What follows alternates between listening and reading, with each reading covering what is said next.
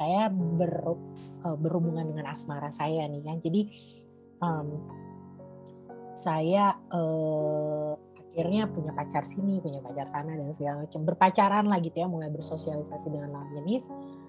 Nah, sampailah sebenarnya sih memang saya itu dari dulu nggak tahu kenapa ya, saya senengnya memang sama orang asing gitu teman-teman. Jadi nggak tahu kenapa deh, pokoknya saya senengnya sama orang waktu itu yang bermata biru, yang berambut blond gitu ya. Saya sukanya dengan tipe yang begitu, namanya selera ya, kita nggak bisa paksain gitu. Jadi saya dari dulu tuh juga memang punya pacar tuh selalu orang asing gitu. Nah, kemudian sampai di satu titik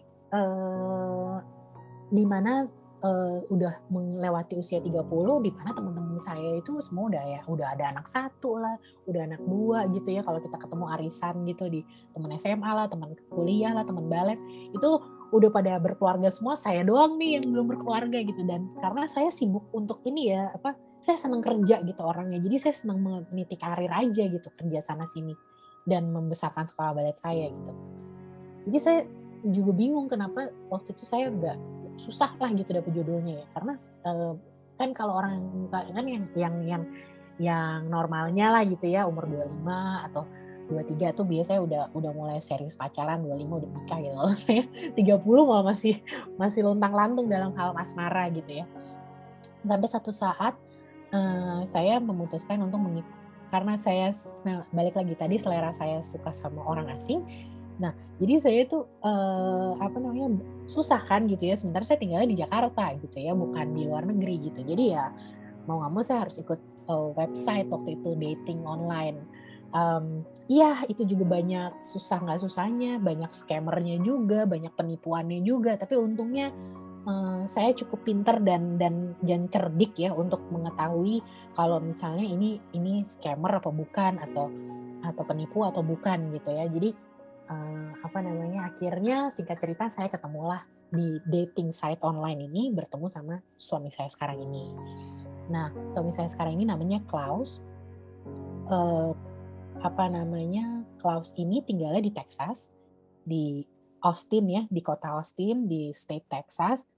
Nah, dia tuh udah tinggal di sini dari tahun 98. Kalau nggak salah ya, 96 ke 98. Jadi udah cukup lama tuh dia tinggal di sini. Nah, waktu itu saya umurnya 34 tahun waktu ketemu sama Klaus. Jadi kita ketemu pertama chatting-chattingan, kemudian saya ingat banget 2014 Oktober kita pertama kenal-kenalan ya waktu itu.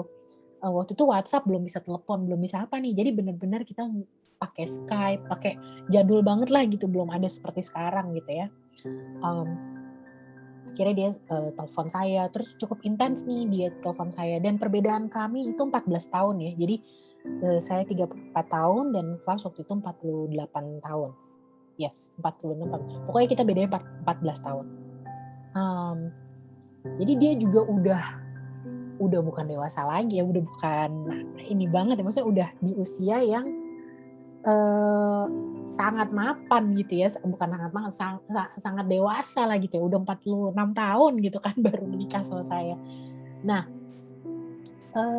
dan perjalanan kami cukup gampang gitu ya dalam hal berasmara ini, maksudnya menjalin asmara ini, karena tiba-tiba kita kenalan Oktober 2014, Desember 2014 dia datang ke Indonesia. Jadi dalam waktu 2 bulan itu kita intens ngobrolnya ya, chatting-chatting atau enggak Skype waktu itu. Jadi dia datang, saya pikir wah ini kok ini jauh-jauh datang mau juga nih gitu, berarti kayaknya nih pasangan ini cukup serius gitu ya sama saya gitu.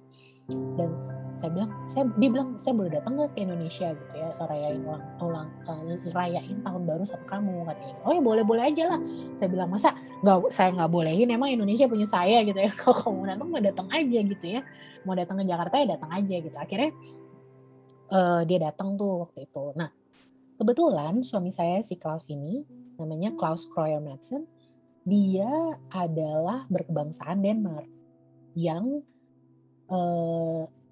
lahir dan besar di Denmark, tapi kuliahnya di Amerika gitu ya.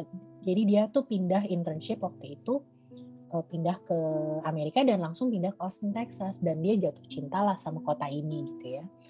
Dari semenjak itu dia tinggal lah di sini. Nah, Jadi dia adalah seorang European yang tinggal di Amerika gitu ya. Jadi saya sempat bingung gitu. Jadi dia bukan sempat bingung. Jadi dia nih orang Eropa yang tinggal di Amerika. Nah, jadi bukan sempat bingung. Jadi pada saat 2014 itu dia ternyata dari Amerika dia terbang ke Denmark untuk menghabiskan Natalan bersama ibunya dan keluarganya. Kemudian dia terbang ke Jakarta untuk ketemu saya di tahun baru gitu bersama saya gitu.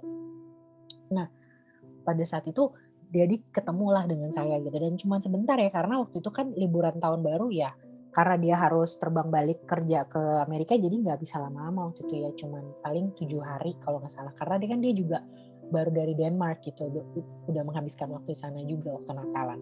Jadi singkat cerita dia cuma sebentar di sini. Nah, tapi pada saat itu saya ajak ya ke kuburan papa waktu itu karena saya pikir kok kayaknya dia serius gitu ya. Jadi saya mau minta restu nih ceritanya dari papa saya. Kalau dari mama sih, mama mah orangnya sangat sederhana dan percaya bahwa ini sih juga saya bangga ya sama mama.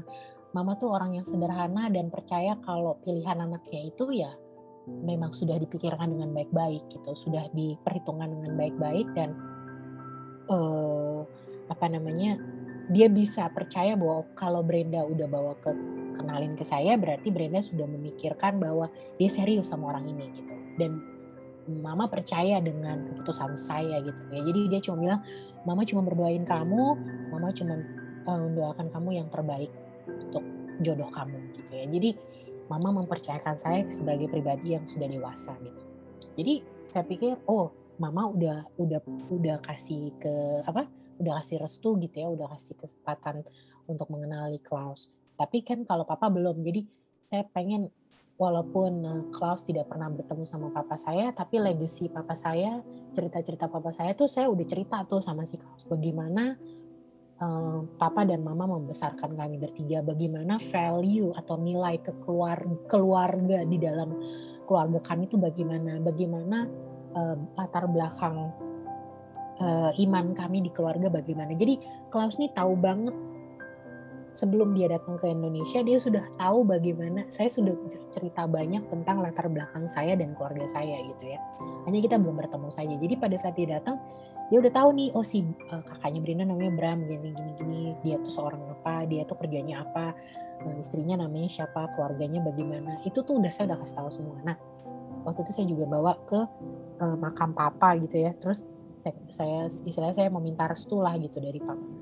Tapi lucunya ini papa saya memang agak aneh ya, bukan aneh lah, pribadi yang unik gitu papa saya ini.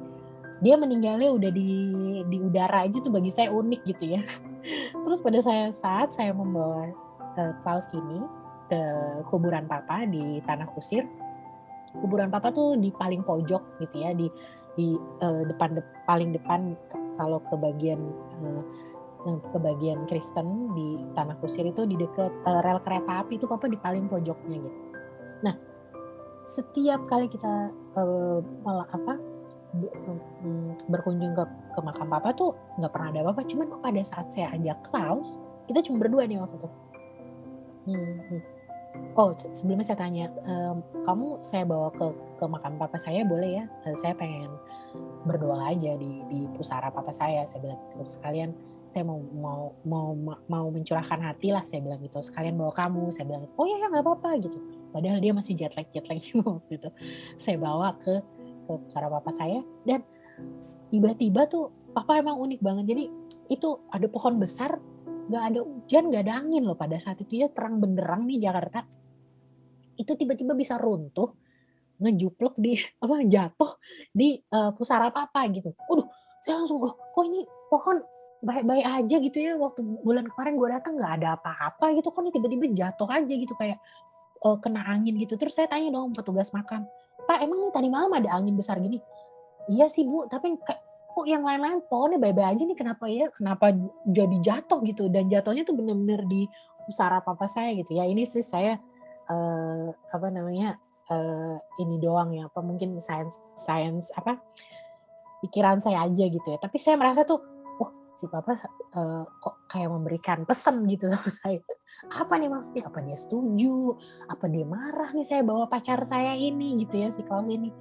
Tapi akhirnya dibersihin lu cukup lama tuh 30 menit karena pohonnya cukup besar gitu. Pas sampai rumah saya ngomong sama mama, kok papa saya ke kuburan papa tadi sama si Klaus kok tumben-tumben ya pohon besar itu jatuh. Mama juga kaget gitu. Pohon yang mana Nda itu yang pohon ini? Masa sih pohon yang gede gitu bisa jatuh? Iya saya juga bingung gitu. Kenapa ya Maya? Aduh superstitious juga gitu. Saya pikir aduh kenapa nih gitu. Terus mama dengan seperti biasa dengan ketenangannya dia dengan jiwa yang bijaksananya dia bilang, oh nggak apa-apa Nda, itu berarti tandanya papa itu mau kasih pesan ke kamu kalau dia setuju bahwa kamu bawa Klaus untuk jadi pacar kamu. Wah saya langsung iya ya Ma, udahlah ya Ma, pikirnya gitu, iyalah pikirnya yang baik-baik aja. Nggak usah kebawa terlalu perasaan gitu dengan begitu-begituan gitu ya. Yang penting kan kita tahu kamu maksudnya baik, Klaus juga maksudnya baik. Oh oke gitu. Saya oke deh, saya mendapat kepercayaan itu dari mama gitu. Nah singkat cerita, akhirnya kami pacaran, bulan itu 2014, kemudian bulan Mei 2015-nya saya diundang Klaus untuk ke Amerika gitu ya. Kamu ke Texas aja Brenda biar kamu bisa lihat bagaimana nih hidup di sini, bagaimana sih tinggal di Texas kayak apa gitu ya kan. Saya belum pernah ke Amerika juga waktu itu ya. Saya pernahnya justru saya bilang sama Klaus, tahu nggak saya justru pernahnya ke Eropa karena tante saya adiknya mama tinggal di sana ya di Belanda, jadi kami sering bolak-balik. Cuman kalau ke Amerika saya belum pernah nih, malah mungkin saya lebih tertarik kalau ke Denmark gitu ya karena kalau di paspor itu kan visanya itu kalau kita udah pernah visa Schengen itu akan lebih gampang untuk visa Schengen lagi gitu ketimbang saya harus apply visa Amerika yang pada saat itu susahnya ngejelimet banget. Terus saya bilang gini sama Klaus, oke, terima kasih undangannya, saya bilang gitu. Tapi saya nggak bisa janji ya, karena banyak nih yang saya dengar gitu ya, dan teman-teman saya pun gitu ya, banyak yang ditolak nih visa ke Amerika. Jadi kalau saya nggak bisa datang, nggak apa-apa ya. Oh ya dia bilang nggak apa-apa lah, kita coba aja kata si Klaus gitu. Siapa tahu Dewi Fortuna memberikan kamu inilah gitu. Maksudnya ya kita coba aja lah Brand gitu. Kan nggak ada salahnya juga coba, ya udah.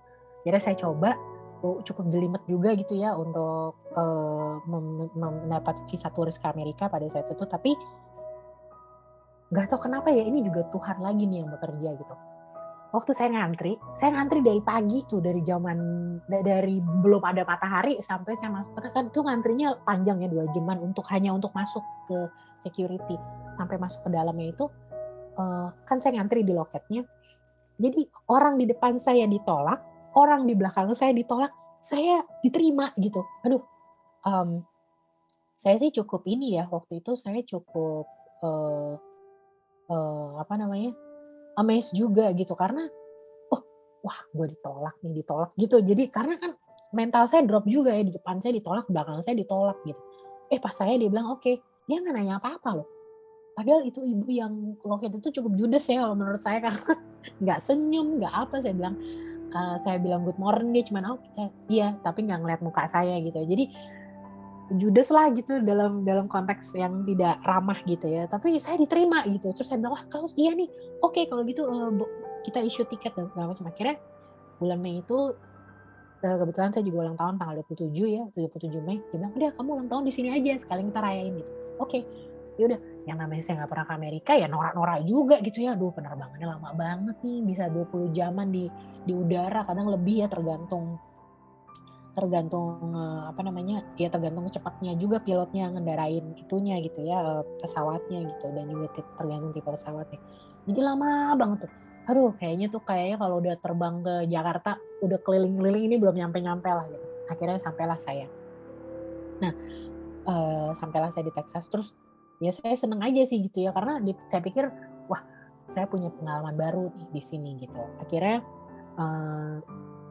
kita saling mengenal di kunjungan itu dan saya ngerayain ulang tahun di sini. Habis itu saya pulang karena kan saya harus kerja juga ya. Nah si Kal bilang itu kan bulan Mei, dia bilang bulan Juli Agustus kalau nggak salah itu dia dalam waktu 3 bulan Mei Juni Juli ya 2,5 bulan lah dia bilang Brenda orang tua saya mau ketemu kamu. Waduh saya udah mulai ini ya wah serius nih gitu ya karena saya tahu gitu ya kalau orang asing itu atau orang Western culture ya orang asing ini atau orang bule lah Western culture itu kalau udah mempertemukan pasangannya kepada orang tuanya tuh berarti sudah serius gitu ya, udah sangat-sangat serius gitu. Berarti saya pikir, wah, aduh, ini beneran nih berarti nih saya jodohnya kayaknya sama dia nih gitu. Karena kan saya masih bertanya-tanya juga ya, dan saya selalu berdoa sama Tuhan gitu. Dia bilang, mama saya mau ketemu sama kamu, boleh nggak kamu musim panas ini kita ketemu aja di Denmark, dia bilang gitu. Oh, ketemu di Denmark? Iya. Oh iya juga ya, karena kan saya dari Jakarta, dia dari Amerika ya, kita ketemu di tengah gitu, di benua Eropa. Oke, iya ya, oke. Waduh, makasih ya, saya udah bisa dikenalin sama mama kamu. Tapi apa namanya, nggak mudah juga ya, karena ternyata ya namanya orang tua gitu ya, mamanya si Klaus. Nah, Klaus ini adalah seorang anak tunggal. Jadi teman-teman dan umat Pademangan tahu ya bagaimana kalau anak tunggal tuh ya mamanya cukup ini ya, cuman punya dia gitu. Jadi waktu itu papa mama Klaus juga sudah tidak bersama gitu. Jadi dia dibesarkan single parent oleh mamanya gitu. Jadi mamanya tuh benar-benar proteksi sama dia gitu, mana disayang banget lah istilahnya gitu. Jadi dia, mamanya ini tidak begitu sreg gitu ya ngelihat saya, "Aduh, ini orang Asia, kemudian umurnya 14 tahun lebih muda, jangan-jangan cuma mau numpang ini doang nih dia nih, mau numpang tinggal atau apalah gitu ya kesan kasarnya gitu. Jangan cuma mau mempergunakan anak saya lah gitu ya kira-kira." Jadi saya bisa rasain itu gitu ya, tense yang kurang enak dari calon mertua saya ini gitu ya. Dia bilang, "Aduh Bren, sorry ya kalau misalnya nanti kalau kamu ketemu, misalnya mama saya nggak begitu welcome, nggak apa-apa, nanti kita nggak usah tinggal di rumah mama saya, kita sewa apartemen aja, atau kamu nanti saya sewain apartemen aja, nggak usah tinggal di." Terus saya pikir kan, dengan gaya bicara Klaus bicara seperti itu kan berarti ada penolakan dong dari mamanya. Kok mamanya bilang kalau mamanya nggak nyaman, belum ketemu aja udah bilang nggak nyaman, berarti kan dia ada kekhawatiran atau kecurigaan yang penuh pada saya gitu. Terus saya bilang sama Klaus, oh iya, tapi saya waktu itu nggak tahu kenapa saya nggak tersinggung ya, karena saya pikir, oh masuk akal juga ya, saya bisa membayangkan gitu ya kalau saya berada di posisi ibunya gitu, yang anak cuma satunya, kemudian cari jodohnya juga susah, dapat perempuan dari negara yang nggak saya kenal juga gitu ya, sampai terus bedanya juga 14 tahun cukup jauh. Apa nih motivasi perempuan ini gitu ya? Dia sampai bilang, "Klaus, Indonesia tuh di mana?" kata dia gitu. Dia sampai buka mapnya gitu ya, di mana nih atlasnya gitu. Di mana nih Indonesia gitu. Karena dia cuma tahu Asia ya. Dia pernah juga jalan-jalan ke Asia, tapi kayak ya Indonesia nggak sebegitu terkenalnya ternyata. Jadi dia bilang, "Oh, Indonesia coba sih." Jadi dia cari tahu dulu tuh tentang Indonesia, latar belakang Indonesia, bagaimana cara budaya Indonesia dan segalanya sebelum dia ketemu saya. Tapi saya sudah menerima pesan atau rasa bahwa oh nih sepertinya mamahnya ada kekhawatiran sama saya gitu. Kemudian jadi saya berpikir gini ya pada saat ya udahlah ya, kalau misalnya Tuhan bilang dia bukan jodoh saya, pasti juga tidak akan dimudahkan gitu jalannya untuk bisa get along ya, atau bisa bernyaman dengan ibunya gitu ya. Dan Klaus ini ya namanya punya anak, punya hanya dia gitu ya dalam keluarga, dan mamanya membesarkan dia, jadi dia deket banget gitu sama mamahnya. Jadi dia juga tidak mau mengecewakan hati mamanya, tapi dia sampai bilang, "Mama ketemu aja dulu sama Brenda gitu, lihat aja pribadinya seperti apa." Akhirnya waktu itu saya ingat banget saya bilang sama Klaus, penerbangan saya berhenti di Belanda ya, jadi saya waktu itu sempat ketemu tante saya juga, adiknya mama yang di sana. Jadi sempat bilang juga, bilang gini, "Aduh tante, kalau misalnya mamahnya nggak terima saya di sana atau kurang suka sama saya atau nggak menyetujui hubungan kita, saya balik aja lah ke Belanda lah, mendingan tinggal di sini," gitu. Terus tante saya bilang, "Iya udahlah nggak apa-apa, iya datang aja sini, malah saya seneng kalau kamu main ke rumah saya," gitu kan. Soalnya Belanda sama Denmark kan bisa jalan darat, bisa terbang gitu ya. Anyway, Eropa kan deket-deket lah gitu negaranya gitu. Oke, jadi saya juga udah nyaman, oke deh kalau misalnya saya ada penolakan dari mamanya, oke saya mendingan balik aja ke Belanda gitu ya. Saya senang-senang aja, liburan aja gitu. Eh, tapi ternyata lain gitu ya. Tuhan, ya itu tadi, kalau memang kita jodoh ternyata semuanya digampangin gitu. Saya dapat visa gampang, saya ke Amerika gampang, saya ke Denmark juga gampang, dan akhirnya saya ketemu mamanya jemput.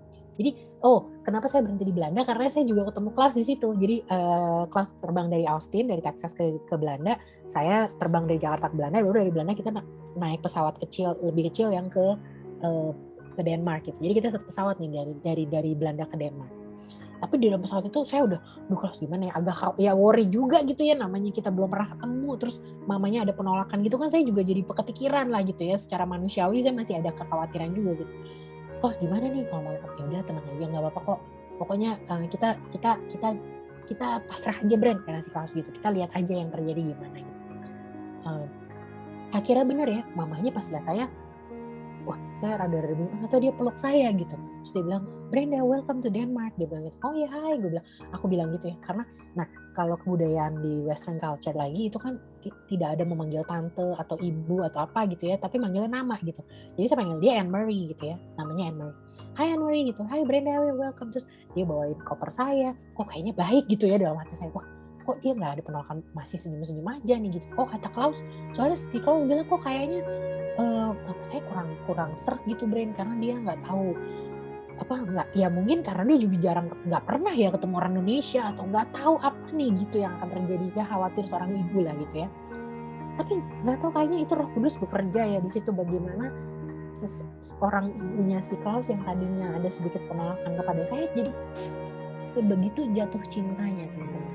Jadi berubah 180 derajat. Saya bisa lihat gitu waktu dia menerima saya, dia bikinin saya breakfast, dia cuciin baju saya gitu ya, karena kan ya namanya saya juga tinggal di tempat dia sampai bilang, mana Brenda baju kotornya biar saya yang cuciin gitu.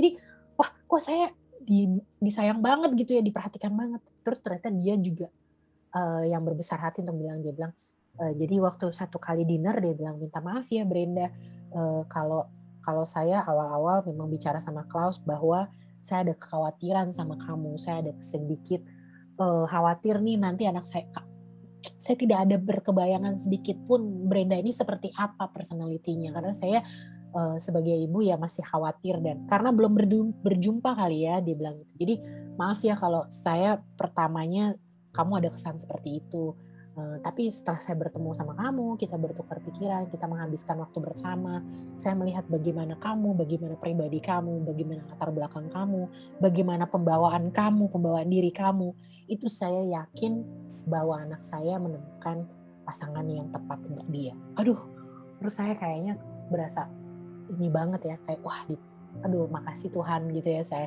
maksudnya ternyata pergumulan saya ini ada jawabannya gitu. Dan kalau senang banget ya, dia sampai peluk mamanya, thank you ya Mam, kamu udah ya istilahnya merestui kita berdua gitu. Nah itu kejadiannya di summer 2015 ya. Akhirnya saya pulang gitu ya, itu dan saya terus langsung diketemuin sama tantenya lah, sepupunya lah, aduh semuanya lah gitu ya, sanak keluarga dan teman-temannya si Klaus lah gitu. Jadi saya cukup perjalanan saya ke Denmark pertama kali waktu itu cukup padat nih, misalnya hari ini ketemu siapa, hari ini pokoknya dia mau memperkenalkan saya sama kehidupannya dia lah gitu ya, keluarga dan sanak saudaranya dia gitu, keluarga dan teman-temannya dia. Singkat cerita saya pulang ke Jakarta, sampailah di Natal berikutnya, begitu lagi si Klaus ke Denmark, spend Christmas sama mamanya, terus tahun baruan di Jakarta lagi. Gak tahu gimana, kayaknya si Klaus ini udah merencanakan ini sama keluarga saya, waktu itu sama ipar saya juga ya, Tirsa gitu ya, udah bantu ini gimana mereka udah nggak tahu ya, mereka udah remukan gitu sebelum si Klaus datang ke Indonesia. Ternyata dia mau lamar saya, jadi dia udah siap dengan cincinnya, siap dengan acaranya segala macam gitu ya. Jadi dia bilang sama waktu itu, jadi saya ingat banget waktu itu 1 Desember ya, awal-awal Desember lah gitu ya, belum Natal deh, lupa, pokoknya Desember begitu deh. Dia datang ke Jakarta, terus ipar saya si Tirsa dan Mas Bram ternyata udah, oh ya kita dinner keluarga aja gitu. Dinner keluarga saya waktu itu inget banget di restoran 1000 Rasa, di mana ya waktu itu lupa ya saya di mana itu 1000 Rasa, pokoknya kita duduk di satu ruangan gitu, jadi kita sewa satu ruangan kecil itu, cuman ada kita aja, cuman ada mama, saya, Klaus, Mas Bram, Tirsa, Abigail, Shalom, waktu itu udah ada Shalom sama adiknya Tirsa, John, sama Mas Brando gitu ya. Kita bersembilan doang. Terus tiba-tiba saya pikir makan malam biasa ya untuk menyambut si Klaus gitu, katanya ya itulah dia tiba-tiba saya lagi makan gitu terus dia langsung kasih kan kita duduk sebelahan, dia kasih cincin tunangannya gitu ke saya. Wah, saya seneng banget, saya sampai sedikit emosional ya waktu itu, saya sedikit menangis. Terus dia tanya ya, "Will you marry me?" gitu. Terus ya saya bilang iyalah gitu ya, iya saya bilang yes gitu ya. Dan itu cukup romantis lah, di situ ada bunga-bunga. Ya, suami saya ini cukup romantis orangnya dan, ekspresif ya orangnya gitu. Mmm, jadi waktu itu dia bener-bener nge-setup dan saya bener-bener nggak tahu tuh kalau saya mau dilamar. Malah saya mikirnya, oh waktu di Denmark gitu ya, malah saya pikir, oh mungkin nih mamahnya udah oke, dia udah siapin saya gitu. Saya udah kepedeannya nggak tahu enggak gitu, pas di Denmark nggak taunya malah saat yang tidak diduga-duga dia melamar saya. Nah itu Desember 2015, akhirnya kita melakukan, apa namanya, proses-prosesnya dan segala macam. Oh, akhirnya kita ikut ini, apa, seminar, apa ya itu ya waktu itu, eee, aduh, jadi waktu saya lupa ya namanya, pokoknya itu sebelum mau menikah, itu kita ada kursus kursus suami istri atau kursus pasutri, apa gitu ya, kursus untuk menikah lah, saya lupa nama persisnya gitu ya. Mmm, jadi kita ikut itu gitu, eee, dari paroki Pademangan juga ya. Cuma waktu itu kalau nggak salah latihannya, di Sunter kalau nggak salah, di paroki Sunter. Iya iya, Santo Lukas Sunter, bener. Jadi kita berdua ke sana. Nah, singkat cerita kita proses, waktu itu saya juga sempat, menanyakan ke Pastor Ansel, waktu itu pastor kepalanya Pastor Ansel ya kalau nggak salah, Opa waktu itu, juga udah sepuh waktu 2016. Jadi, oh bukan Pastor Ansel deh yang kepalanya, saya lupa gitu, tapi saya, konsultasi sama Pastor Ansel, terus, udah gitu Klaus balik lagi ke Amerika, ya udah saya ngurusin surat-suratnya dari Jakarta gitu ya, untuk kita punya menikah dan kita menikahnya di Denmark. Jadi saya mesti ngurusin tuh semua paperwork-nya lah untuk kita bisa menikah di Denmark. Waktu itu kenapa kita menikah di Denmark, karena, pada saat itu saya mikirnya gini ya, maksudnya, eee eee, keluarga saya kan ya memang nggak banyak sih, tapi maksudnya saya memang tipe orang sama Klaus yang kita tuh setuju dengan, pernikahan yang cukup intimate gitu ya. Jadi benar-benar bukan yang mengundang ratusan atau bahkan ribuan orang gitu, kita benar-benar cuma mau kita sama orang-orang yang kita sayang, deket gitu ya, dan waktu itu cuma 70 orang kalau nggak salah di Denmark, dan itu kayaknya udah cukup besar gitu ya di Denmark gitu, udah cukup, mewah bukan mewah lah ya, cukup cukup kolosal gitu ya untuk orang Denmark tuh kadang-kadang mereka cuman ke gereja aja, cuma bapaknya, ibunya, kakak-kakaknya udah selesai gitu, nggak ada something to celebrate gitu. Kalau kita kan terbiasa ya budaya Indonesia. Nah, saya meng-combine itu dan saya kepengen aja gitu ya, nikah. Memang menurut saya lebih, mungkin lebih romantis ya menurut saya kalau kita tuh nikahnya di sana, terus nanti yang papa lagi, mama datang sama kakak-kakak ke sana dan karena saya punya tante saya yang di Belanda itu dan mama punya teman-teman juga di sana yang mau ikut, atau saudara-saudara, kita juga ada beberapa saudara ya, saudara jauh dari sana. Jadi mereka bisa naik mobil gitu ke Denmark. Nah, jadi lucu tuh waktu itu, saya dan mama kebetulan ajak, adik-adiknya ya, tante saya, kakaknya mama dan adiknya mama dan suaminya. Pokoknya itu keluarga dari mama pada datang semua. Kebetulan mereka juga belum pernah ke Denmark, jadi kepengen lah gitu ya ke Denmark kayak gimana sih. Jadi saya pengen aja sesuatu yang lain gitu, dan saya nggak mau juga, bukan nggak mau sih, menikah di Amerika, cuman kan memang, kita nggak punya saudara gitu di sini. Jadi saudara kita ya either saya buat di Indonesia atau saya buat di Denmark. Dan waktu itu kita sepakat bikin di Denmark. Dan itu cukup cukup cukup menarik ya, pernikahan kita itu terjadi di 12 Agustus. Saya ingat banget, saya memilih itu dan itu hari Jumat. Saya memilih hari itu karena itu adalah hari kelahiran papa gitu ya. Saya kepengen, apa apa, mmm, hari hari spesialnya itu tuh bisa bisa bisa saya juga jadikan hari spesial sama Klaus gitu dan Klaus setuju. Jadi akhirnya kita, 12 Agustus 2016 kita merayakan, pernikahan kita di Denmark, Skanderborg. Nama kotanya Skanderborg. Di situ sih banyak ya, jadi mungkin cuman 75, lucunya begini, cuman 75, apa namanya, hanya 75 orang ya tamu yang datang dan itu jadi Jadi makanan duduk gitu ya. Maksudnya bukan yang standing party tapi semua ada di meja gitu.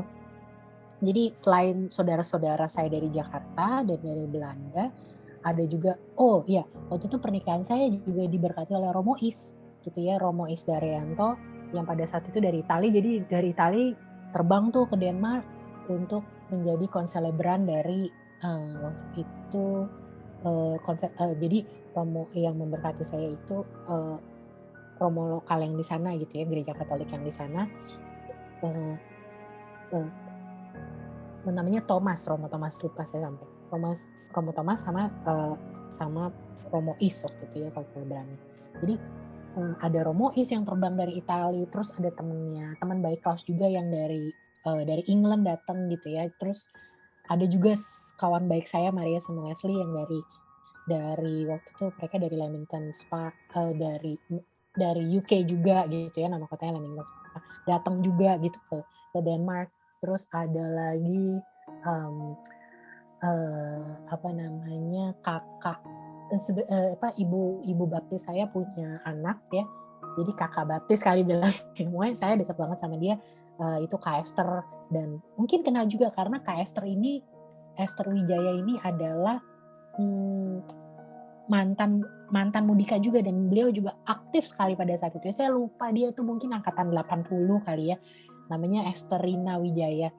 Nah, itu adalah anak dari ibu baptis saya, Ibu Benyamin ya. Jadi ibu baptis saya sih sudah meninggal, tapi karena kami hubungannya sangat sangat dekat gitu, jadi walaupun sudah tidak Kak Esther ini tinggalnya di Norwegia. Jadi kita tetap berhubungan, tetap keep in touch gitu ya. Nah, karena saya menikahnya di Denmark, mereka berdua ada Kak Esther sama Kak Margaret yang tinggal di sana gitu. Ini kakak beradik ini. Nah, saya undang juga jadinya Kak Margaret sama Kak Esther. Cuma pada saat itu Kak Margaret karena itu liburan musim panas, dia sudah punya acara sendiri gitu ya, which is memang kita terlambat waktu itu ngasih taunya. Jadi yang perwakilan keluarganya Kak Esther dan anak kembarnya waktu itu datang, Randi sama Sisal dari Norway. Kemudian ada juga saudara saya waktu itu, sepupu saya, dia angkatan laut ya, lagi bertugas di Beirut waktu itu, saya ingat banget. Sampai dia juga ikutan datang gitu ya. Jadi kalau dipikir-pikir, sama ada lagi teman Klaus, dia dari Bermuda ya, dia juga datang ke Denmark.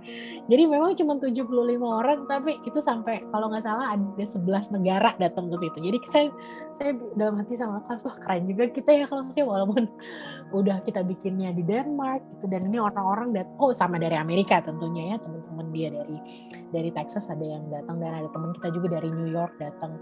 Jadi itu tuh benar-benar kayak perkumpulan negara-negara gitu ya. Dari segala macam penjuru datang ke Denmark gitu untuk menghadiri pernikahan kita. Jadi saya sama Klaus tuh ternyata kami cukup bahagia dan cukup terberkati, banyak yang sayang sama kita berdua gitu ya. Pernikahan berjalan lancar, akhirnya kembalilah kita ke Austin ya, balik lagi kita karena kan Klaus emang udah tinggal di sini. Jadi ya udah, dari tahun 2016 Agustus itu sampai sekarang saya tinggal di Austin, Texas gitu. Iya, oke. Kemudian setelah saya tinggal di sini ya saya banyak adaptasi tentunya ya. Tapi seperti itu tadi, saya memang orangnya senang tantangan. Jadi bukan hal yang baru untuk beradaptasi di sini. Ya mungkin ada sedikit banyak pelajaran baru, tapi saya bisa menjalaninya. Nah, sesampainya saya di Austin, karena kami ini kan berdua adalah pasangan yang udah ya sudah bisa dibilang ya sudah tua gitu ya, sudah lewat umur dari usia kesuburan gitu. Jadi singkat cerita, kami susah memiliki momongan gitu. Dan kami berusaha, dan waktu itu kan Klaus udah 46 ya umurnya, jadi 46, 48, jadi udah mau ke 50. Saya sampai lupa ya, 46, 48 gitu. Jadi udah alert gitu ya, udah tanda bahaya lah gitu, udah mesti kalau mau punya anak mesti cepet-cepet gitu ya. Jadi akhirnya di tahun kedua kita menikah, kita udah coba-coba gitu, tapi ternyata belum mendapatkan kesempatan untuk diberikan momongan. Akhirnya sampailah kita di tahap yang bayi tabung. Nah, ini mungkin bagi teman-teman atau umat Pademangan masih bingung juga ya, maksudnya bukan hal yang wajar gitu ya, karena pada saat itu saya juga bergumul sih karena, ya, balik itu tadi ya, karena kan setiap pasangan juga merindukan adanya momongan dan kami termasuk pasangan yang, mandul gitu ya, yang infertility. Jadi memang kami butuh pertolongan medis untuk mewujudkan hal itu dan, untuk sampai tahap bayi tabung itu kita mengikuti beberapa tahap sebelumnya dan memang tidak berhasil. Jadi, pada saat itu kami memutuskan untuk iya dan kami mendapat restu juga dari orang tua kami gitu ya, "Oh iya nggak apa-apa," gitu. Jadi, saya kita memakai proses itu dan kalau ada yang tahu juga itu prosesnya nggak gampang, memakan waktu yang lama, kemudian, selain juga mengeluarkan biaya yang tidak sedikit, tapi juga menguras mental kita gitu ya. Karena, ya itu ya saya mesti disuntik, mesti ke dokter setiap minggu, ambil darah dan segala macam gitu ya. Suntiknya suntik hormon. Nah, jadi singkat cerita akhirnya kami memutuskan hal itu dan walaupun dengan segala susah payahnya perjalanan kami untuk memiliki momongan, akhirnya, di proses pertama untuk memiliki bayi tabung saya akhirnya bisa mengandung. Saya ingat banget itu terjadi di 12, di bulan Januari ya, 12 Januari apa 8 Januari tahun 2020 ya. Nah, waktu itu memang selama prosesnya karena itu memakan waktu yang berbulan-bulan, mama waktu itu datang ke Texas untuk nemenin saya. Karena itu perjalanannya, wah, juga berlinang air mata juga ya karena nggak gampang sekali gitu dan untuk menerima bahwa kita tidak sempurna itu kan juga sesuatu hal yang mendewasakan iman kita juga gitu ya, untuk bisa menerima kekurangan diri kita sendiri gitu dan juga suami saya. Mmm, jadi akhirnya mama datang ke Austin, kemudian memberikan, support kami gitu ya. Mama stay waktu itu sampai 5 bulan kalau nggak salah, karena proses bayi tabungnya sendiri itu hampir memakan waktu 1 tahun ya, karena saya harus diperiksa segala macam. Nah, singkat cerita, saya, bisa hamil dengan, siklus pertama pencobaan itu saya langsung hamil ya, puji Tuhan. Jadi 12 Januari 2020 itu tahun lalu saya inseminasi, maksudnya, embrionya itu ditransfer ke rahim saya gitu. Saya ingat banget itu melalui operasi juga. Jadi, operasi kecil sih. Jadi, setelah pembuahan itu terjadi, baru setelah menjadi embrio, berumur beberapa minggu baru ditransfer ke rahim ibunya. Nah itu ada mama di situ dan ada Klaus di situ. Kebetulan mamanya Klaus, eee, mendukung dari jauh karena dia pikir ya udah mungkin ini waktu Brenda membutuhkan waktu tersendiri sama mamahnya, jadi dia menghargai itu ya, mertua saya, Henry. Jadi hanya mama saya, kemudian berjalan lancar semuanya dan ternyata memang saya tipe hamilnya yang sampai sampai kurus ya, sampai kurus 10 kilo kalau nggak salah saya, maksudnya yang mual-mual setiap hari gitu. Tapi saya tidak pernah mengeluh karena saya tahu ini yang saya impikan gitu, ini yang kami berdua, idam-idamkan dari dulu gitu. Jadi saya tidak pernah mengeluh, tapi memang dokter bilang, agak apa ya, nggak apa-apa yang penting kamu masih masih mau makan, tapi ya kalau memang muntah itu berarti memang salah alaminya, yang penting sehat semuanya gitu ya, tidak sampai dehidrasi dan segala macam. Tapi memang turun tuh berat badan saya. Nah, di minggu ke di minggu kelima kalau nggak salah, itu, kan karena saya bayi tabung jadi setiap minggu iya, setiap minggu tuh saya harus periksa USG ke dokter ya. Kalau mungkin yang hamil-hamil normal biasanya 3 bulan sekali atau apa gitu. Kalau saya setiap minggu saya harus dicek karena dia mau tahu perkembangan janin saya bagaimana gitu ya. Karena kan ini dibikin ya, Bu, maksudnya ya setengah dibikin gitu. Eee, nah tapi di sini saya mau ceritakan lagi pengalaman iman lagi, bahwa di sini ada kuasa Tuhan ternyata. Karena memang, semuanya itu berjalan karena medis ya. Tapi saya tahu itu ya kalau Tuhan tidak berkenan ya tetap saja itu tidak akan terjadi. Karena pada saat minggu kelima itu saya mendapatkan mujizat yang luar biasa, dokternya bilang, karena saya tahu banget embrio yang dikirimkan itu dan yang bisa jadi tuh dari 20 embrio yang ada tuh cuma satu, yang lain-lain tuh tidak bertahan. Cuma satu yang hidup yang bisa ditransfer ke rahim saya. Tapi ternyata di minggu kelima itu dokternya sendiri sampai kaget bahwa ternyata itu si embrio ini membelah diri sendiri gitu, menjadi kembar secara natural.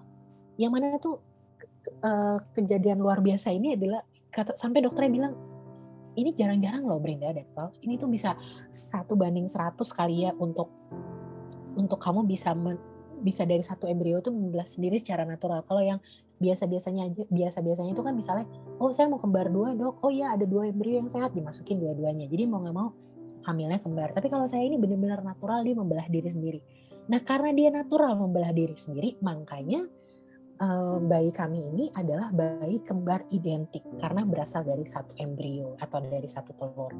Aduh saya bahagia banget ya, saya sampai menangis waktu itu, menangis bahagia karena Tuhan begitu baik sama saya. Saya berdoanya, saya berharapnya, aduh Tuhan saya dapat embrio yang sehat saja saya sudah senang gitu ya, dalam proses 1 tahun itu saya untuk bayi tabung aja tuh ya. Itu saya udah senang banget, tapi Tuhan memberikan saya sama Klaus tuh anugerah yang lebih lagi. Tiba-tiba Tuhan mempercayakan kami untuk menjadi orang tua dari anak kembar ini.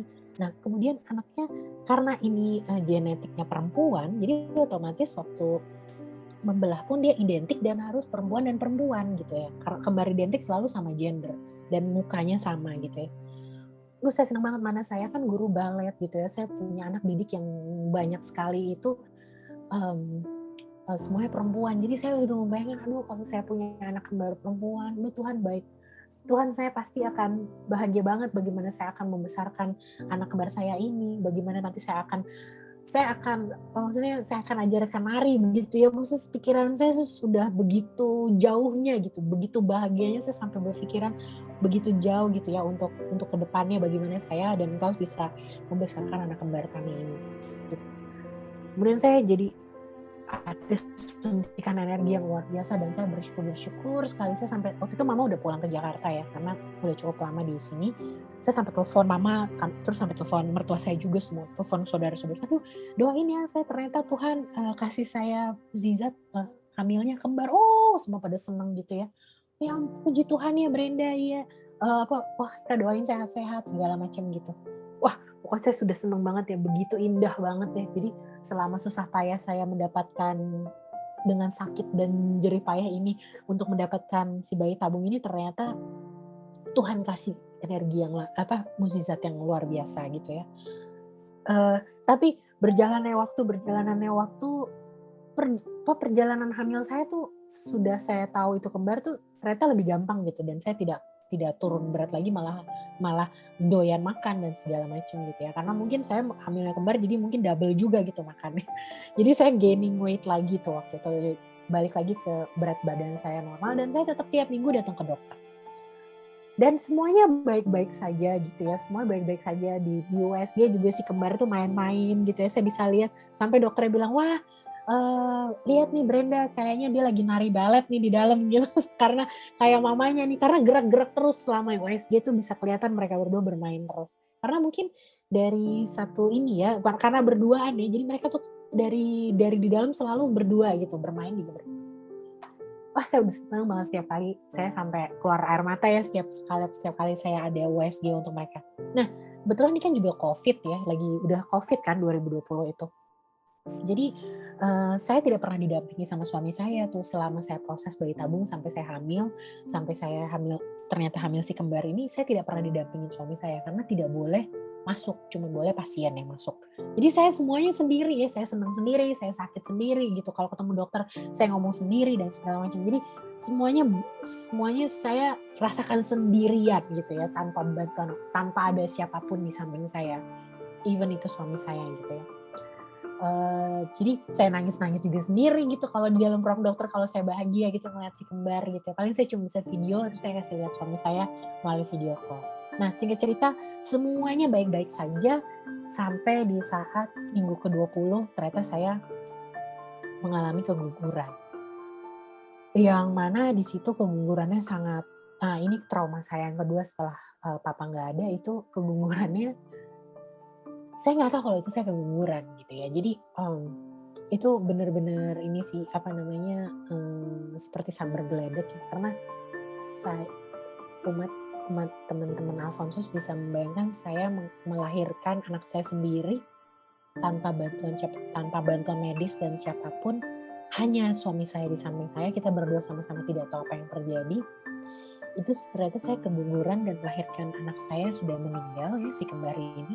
Saya sendirian di ruang tamu. Jadi itu bisa bayangin ya, itu horor sih kalau menurut saya. Jadi saya tiba-tiba kesakitan yang amat sangat.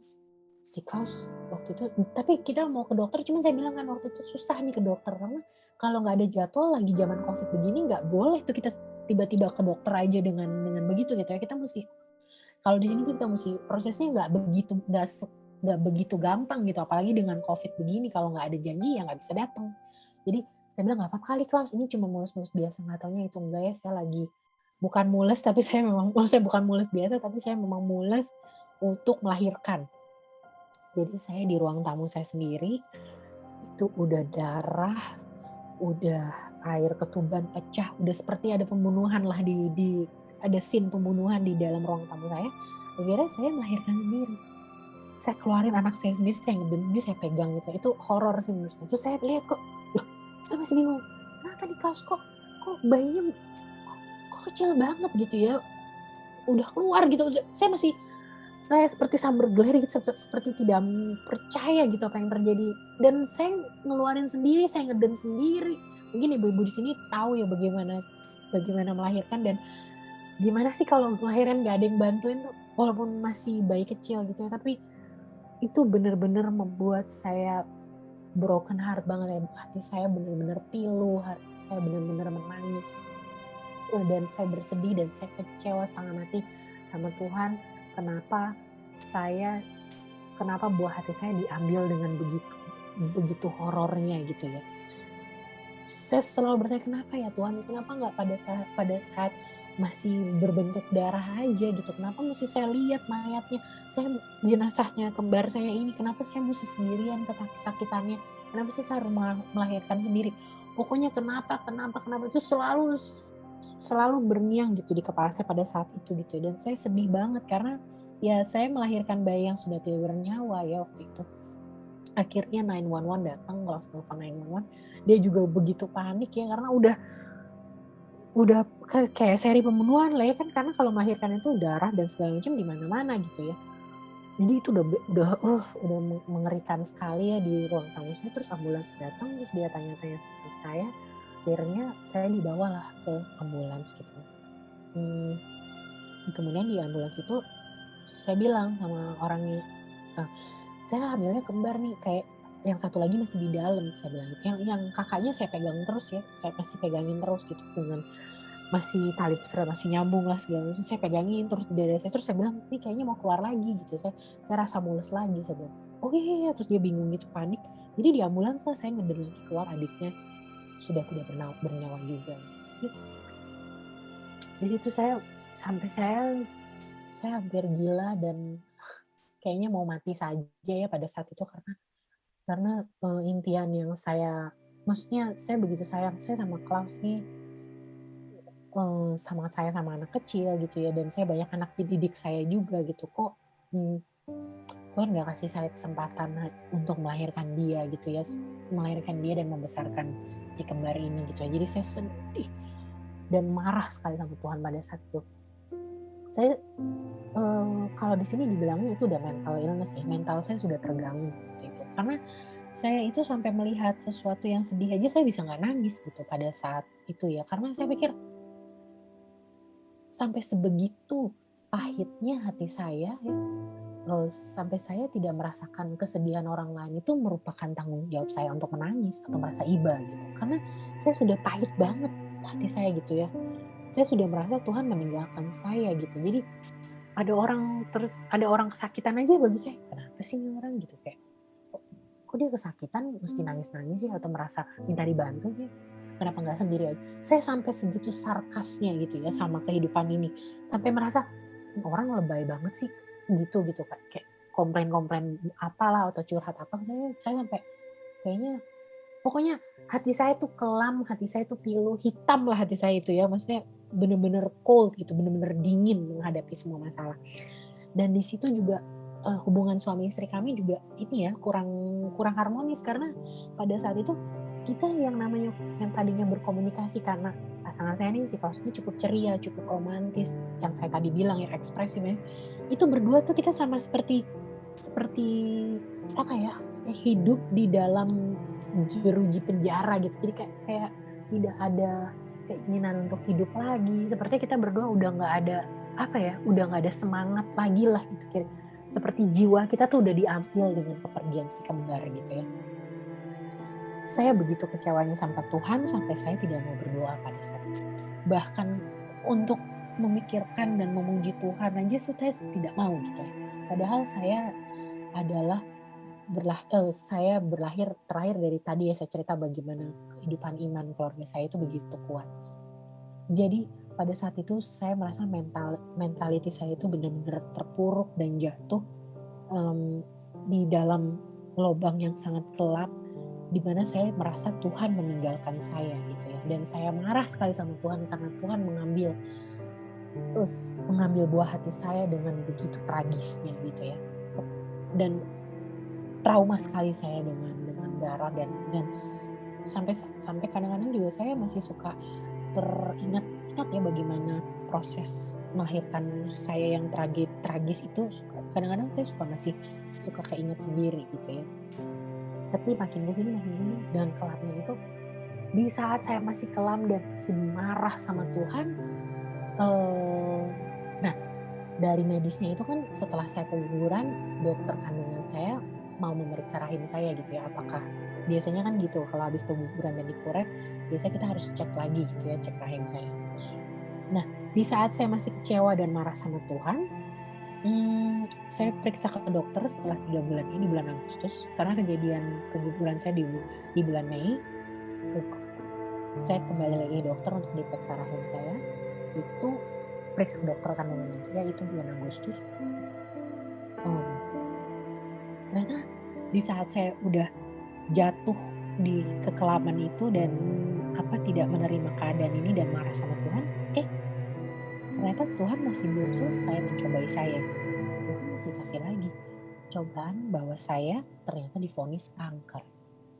Aduh, itu rasanya tambah marah lagi sama Tuhan. Saya sampai bilang, kok Tuhan ini jahat sekali ya sama saya gitu ya. Kenapa nih? Udah saya kurang apa gitu hidup melayani Tuhan ya. Perasaan saya selalu jalannya lempeng-lempeng aja. Saya nggak pernah menjadi anak yang durhaka atau yang jahat sama orang lain. Saya ini selama hidup saya lempeng-lempeng aja. Rasanya saya manusia yang normal-normal aja gitu. Kenapa Tuhan kasih saya, kenapa Tuhan memberikan saya peristiwa atau persoalan hidup yang nggak normal gitu. Kenapa saya gitu ya? Kenapa saya habis keguguran, saya dikasih divonis kanker. Sampai akhirnya saya masih sampai di titik yang ini hidup gue apa-apaan sih gitu ya, sampai ini apaan sih sebenarnya yang terjadi gitu. Gue belum selesai berduka dengan kepergian si kembar, kok malah dikasih kanker gitu ya. Dan sampai dokter kanker saya aja sampai bingung ya. Sesudah saya dari dokter kandungan, akhirnya sedihnya lagi saya harus dioperasi. Saya ingat banget dioperasinya itu pada saat kita ulang tahun perkawinan ya, ulang tahun perkawinan yang keempat, di mana biasanya kita rayakan dengan romantis, tapi kita rayakannya ini di ruang operasi. Itu bagi saya juga itu pengalaman yang luar biasa gitu ya.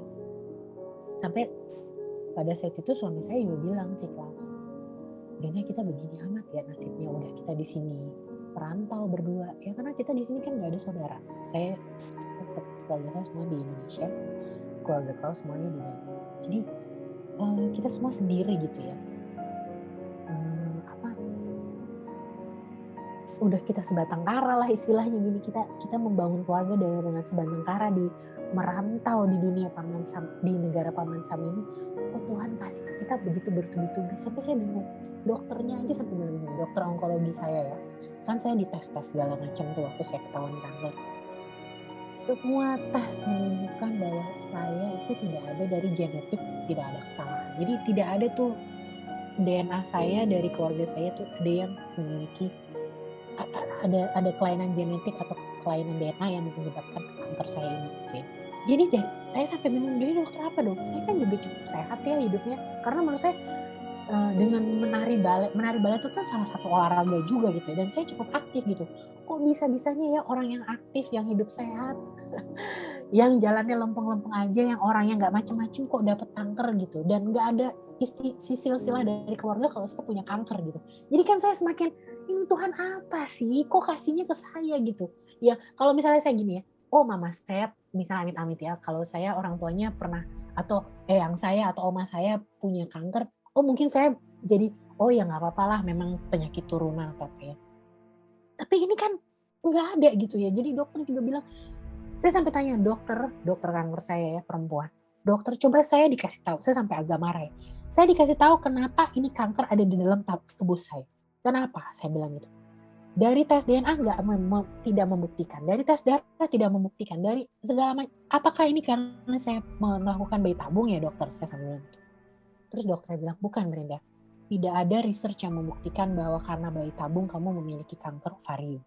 Kecuali kamu sudah melakukan bayi tabung sampai siklus yang ke-6 atau ke-8 kali. Kamu kan baru bikin sekali ya. Dan itu pun kemungkinannya sangat kecil. Jadi bukan karena itu. Jadi apa dong dokter? Saya sampai meninggikan intonasi suara saya. Karena saya udah marah banget gitu. Saya udah kecewa setengah mati.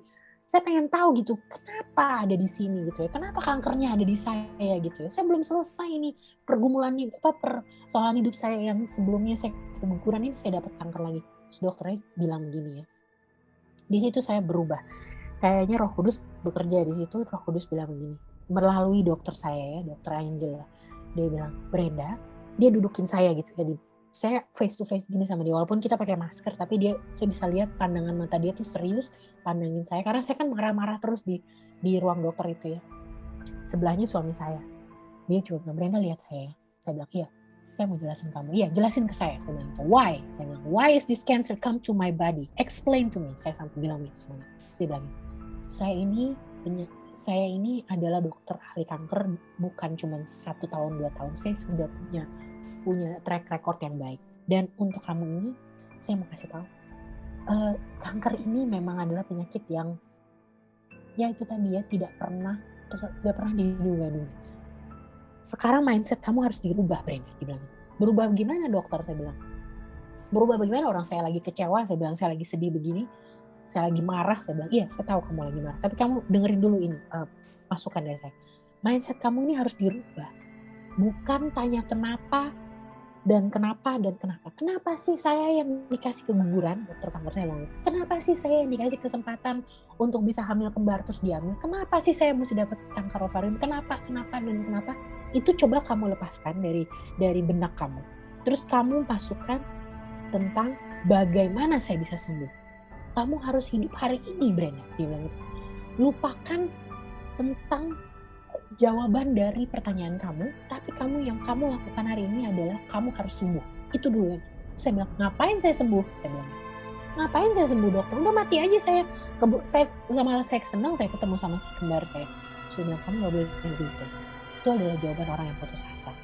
Kamu itu masih dipakai, masih diperlukan di dunia. Kamu masih ada suami kamu yang begitu sayang sama kamu. Kamu masih ada keluarga kamu yang masih mendukung kamu, menyayangi kamu dengan apa adanya. Kamu tidak boleh egois dan memikirkan apa yang kamu pikirkan saat ini. Karena kamu saat ini memiliki kanker, dan itu bukan cuma sekedar kanker ovarium ya. Waktu itu saya terdeteksi stadium 1 dan yang paling agresif. Kalau kamu nggak mau dengerin kalau kamu nggak mau disembuhin sekarang, kamu nggak akan tertolong. Dia bilang gitu. Saya harap kamu masih sayang sama badan kamu sendiri. Dia bilang, saya harap kamu masih sayang sama hidup kamu dan masih sayang sama orang-orang yang sayang sama kamu. Dia bilang. Di situ saya seperti ditampar ya, sampai saya mikir, iya juga ya, kok gue egois begini gitu. Saya marah hanya karena ego saya sendiri. Hanya karena kekecewaan saya sendiri. Bagaimana dengan orang-orang di sebelah saya? Bagaimana dengan suami saya?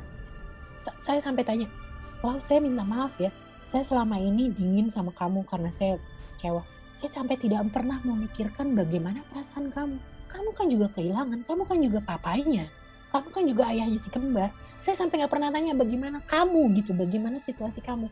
Begitu egoisnya saya hanya memikirkan diri saya sendiri. Gitu.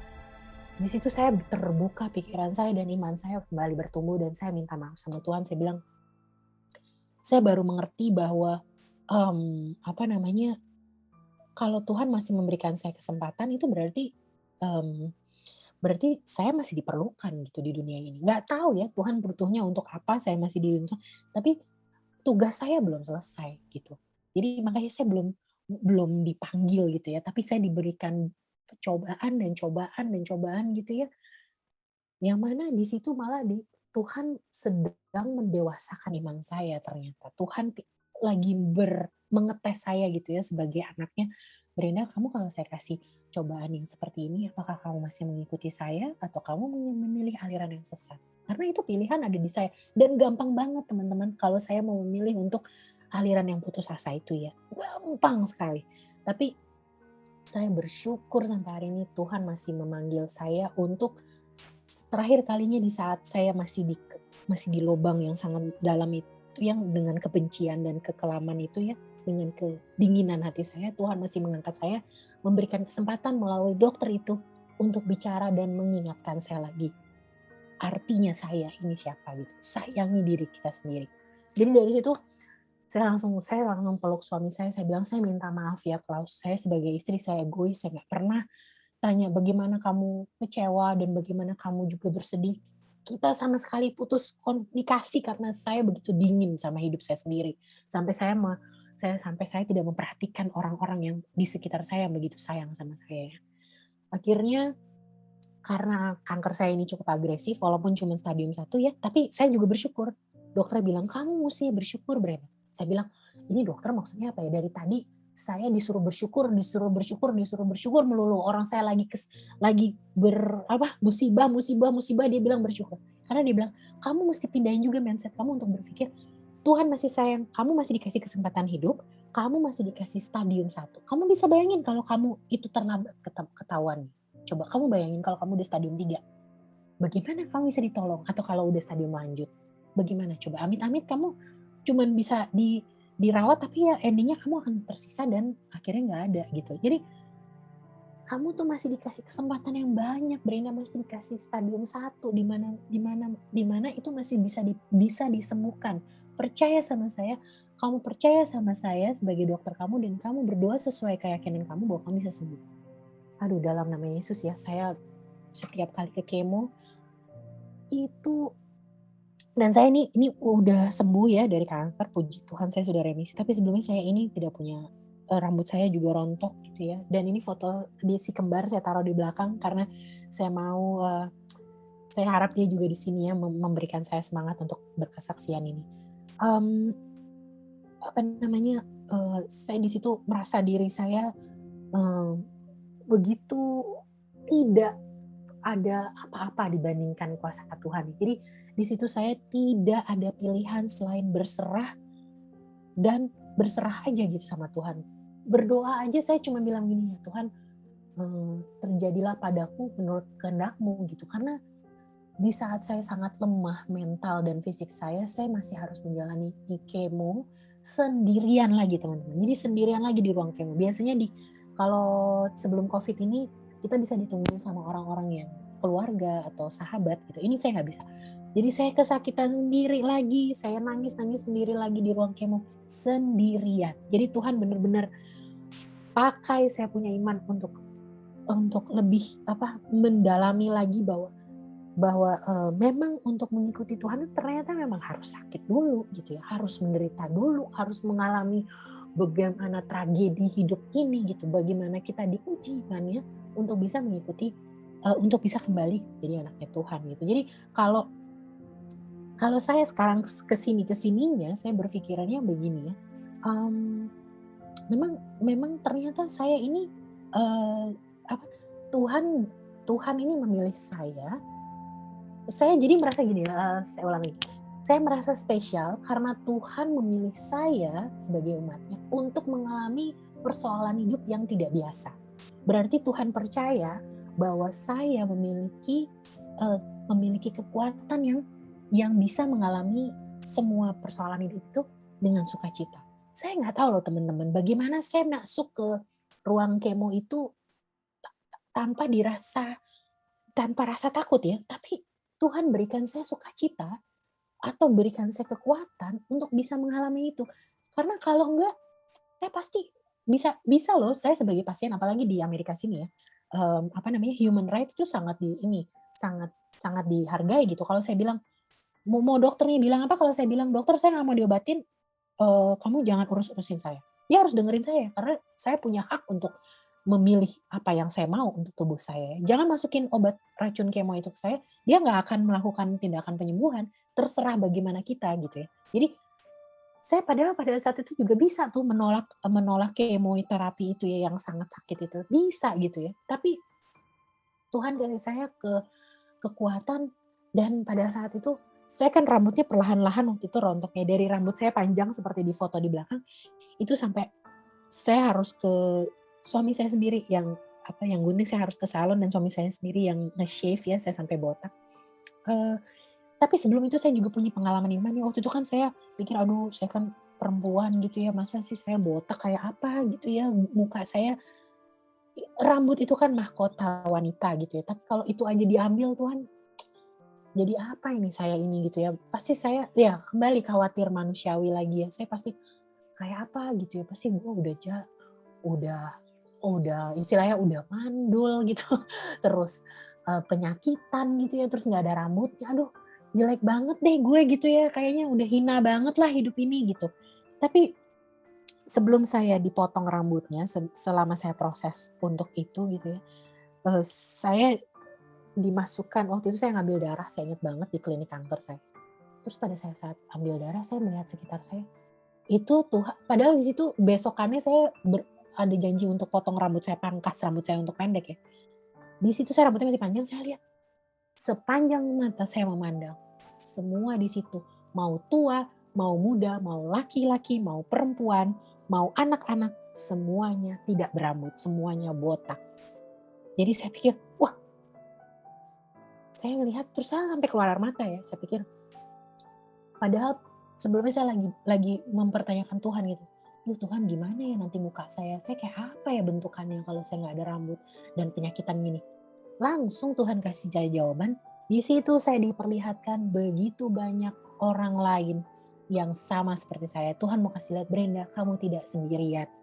Banyak orang di depan kamu yang begitu begitu punya penderitaan yang lain-lain juga. Kamu juga nggak tahu apa yang mereka alami, tapi yang pasti mereka punya penyakit yang sama seperti kamu, dikasih kanker. Jadi saya langsung pede lagi gitu ya di dalam diri saya bahwa ya berarti gue nggak sendirian gitu. Ini kok orang-orang anak kasihan yang saya miris lagi anak-anak kecil ya yang terlahir dengan kanker, itu juga kasihan sih saya lihat bagaimana orang tuanya gitu ya melihat anaknya yang masih 5 tahun tapi udah dengan selang, udah dengan rambut nggak ada, udah dengan pengobatan kemo dan segala macam itu kayaknya, sedih sekali gitu ya. Terus saya bilang lagi, "Masa gue yang udah dewasa gini masih cengeng gitu ya, ini anak-anak aja loh, yang umur 5 tahun masih senyum-senyum, masih main-main sama mamahnya, masih masih makan lollipop gitu padahal dia tahu habis ini dia di kemo, disuntik badannya, dikasih obat racun, tapi masih sukacita gitu anak ini dengan segala keterbatasannya. Kok saya yang sudah dewasa begini dengan iman yang juga sudah saya pupuk dari dulu, kok masih takut aja, masih khawatir aja.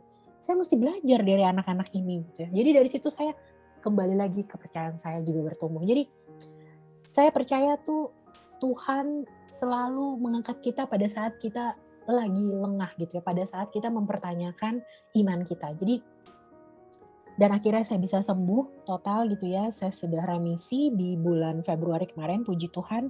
Dokter bilang, "Brenda, kamu sudah selesai pengobatannya untuk kemonya, sekarang kamu hanya perlu kembali hidup sehat saja. Dan kalau kamu misalnya masih oh ya, saya juga mau bilang waktu saya kanker itu kan ovarium kanan saya diambil ya. Jadi saya hanya punya ovarium kiri. Terus dokter bilang, "Kamu masih ada kesempatan kalau kamu masih mau memiliki keturunan," gitu ya.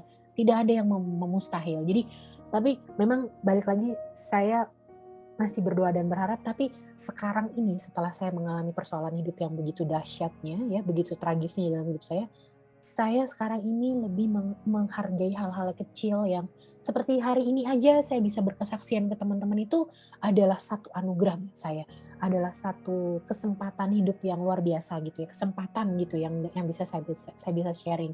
Karena menurut saya, mmm, hal-hal kecil itu jadi saya sekarang ini mau kasih tahu ke teman-teman bahwa kita tuh hidup nggak perlu muluk-muluk dan nggak perlu apa ya, oh goal saya boleh punya mimpi, tapi hargailah juga, anugerah-anugerah kecil yang Tuhan kasih kepada kita gitu ya.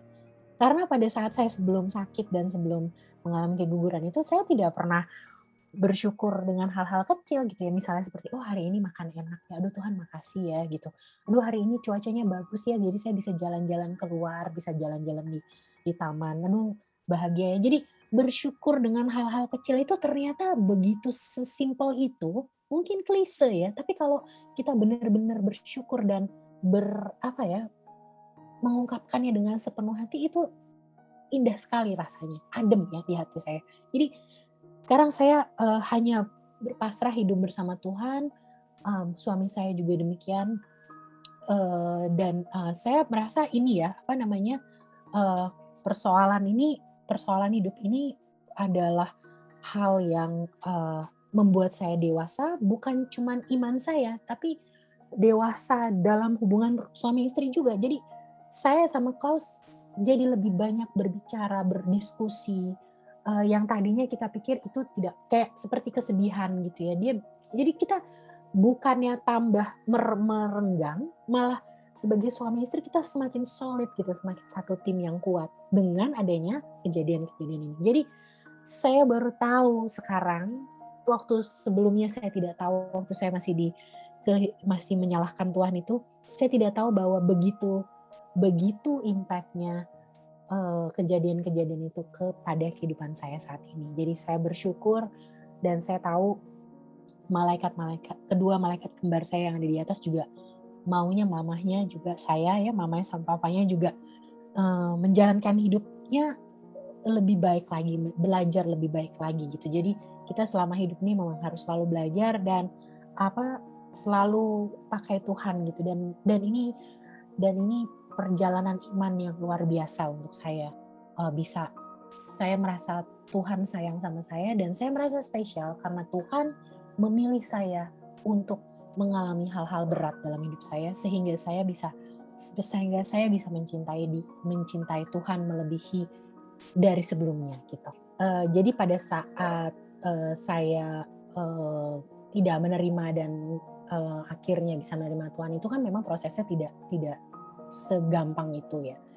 Eee, Kalau ditanya bagaimana kisi-kisinya atau bagaimana yang terjadi itu sebenarnya saya juga, eee, bagaimana ya menjelaskannya, itu terjadi begitu saja gitu ya. Jadi, saya merasakan seperti, apa ya, Tuhan itu, mmm, memberikan saya itu, apa namanya, kekuatan pada saat saya itu berpasrah dan, eee, apa namanya, pada saat saya tidak marah ya. Jadi pada saat sesudah saya marah sama Tuhan dan saya berpasrah dengan keadaan, saya jadi berdoanya tuh cuman minta kekuatan Tuhan untuk bisa bisa berada di bisa meminta Tuhan untuk memberikan saya kekuatan untuk menjalani yang Tuhan kasih ini gitu, tragedi ini gitu.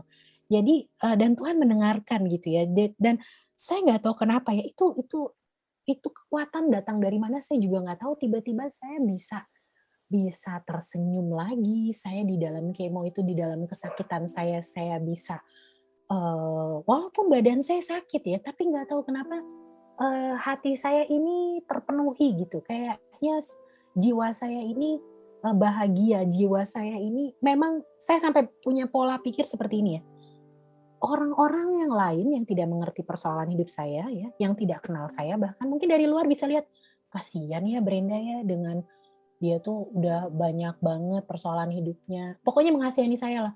dia sekarang udah harus kemo dengan ya saya waktu itu celong dan ya muka saya sakit lah ya, orang sakit gitu, pucat dan segala macam. Tapi orang boleh kasihanin saya, tapi saya tuh sampai bilang sama orang lain, "Hey, biarin aja, emang ini," saya bisa bilang begini loh, "Terima kasih ya kamu sudah baik, mengasihani saya, tapi tolong doain saya aja supaya saya kuat, karena saya kuat nih," saya bilang gitu.